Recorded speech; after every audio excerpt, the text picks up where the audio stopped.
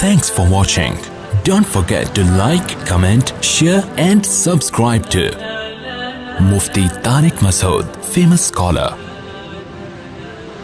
کسی نے کہا ہے میرے والد صاحب کا انتقال ہو گیا ہے، کیا ہم ان کے نام کی قربانی کر سکتے ہیں؟ اس پر کیا طریقہ کار ہوگا؟ جی بالکل کر سکتے ہیں.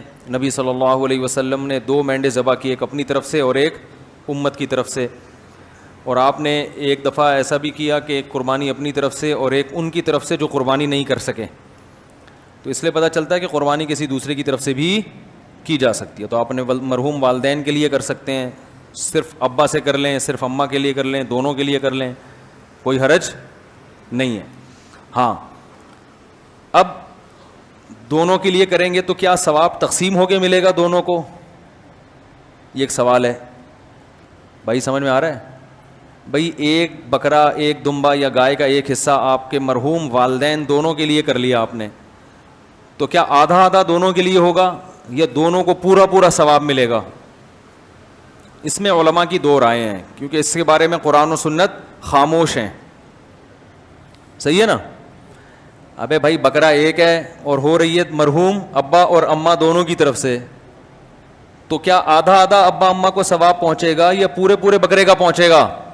سوال سمجھ میں آئے گا تو پھر جواب سمجھ میں آئے گا نا. تو اس میں علماء کی 2 رائے ہیں، کیونکہ قرآن و حدیث جہاں واضح نہیں ہو تو پھر اجتہاد ہوتا ہے نا.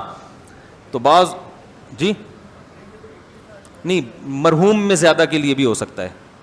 زندہ میں تو ایک کے لیے ہی ہوگا، جو مرحومین ہیں ان میں پوری امت کے لیے جب نبی نے کر لیا تو نا تو آپ بھی پوری امت کے لیے بھی کر سکتے ہیں.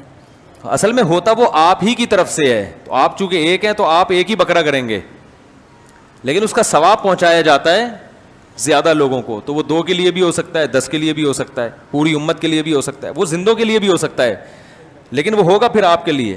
لیکن جب آپ قربانی 2 کی طرف 2 زندوں کے لیے کر رہے ہوتے ہیں، پھر وہ دونوں کے لیے الگ الگ ہو رہی ہوتی ہے، اس میں ایک میں 2 آدمی شریک نہیں ہو سکتے. لیکن صرف ثواب پہنچانے کی حد تک جہاں تک بات ہے، تو ثواب پہنچانے میں تو 10 کو پہنچا دیں آپ. تو اب علماء کہتے ہیں کہ بعض علماء کہتے ہیں ڈیوائڈ ہو کے پہنچتا ہے، صحیح ہے نا، اور بعض کہتے ہیں نہیں پورا ثواب اس کو بھی ملے گا، پورا ثواب اس کو بھی. دونوں قول ہیں علماء کے. تو اس لیے افضل تو یہی ہے کہ ابا کے لیے الگ کر لیں، اماں کے لیے الگ کر لیں، افضل یہی ہے. اور اگر نہیں کر سکتے دونوں کے لیے کر لیں، ایک ہی کر لیں دونوں کے لیے. اللہ پہنچانا چاہے گا تو دونوں کو پورے پورے. مفتی طارق مسعود صاحب کے بیانات سننے کے لیے youtube.com/مفتی طارق مسعود کو سبسکرائب کریں. اور اگر آپ لائیو ویڈیو کو کبھی بھی مس نہیں کرنا چاہتے ہیں تو سبسکرائب کرنے کے بعد بیل آئیکن پہ کلک کرنا مت بھولیں. جزاک اللہ.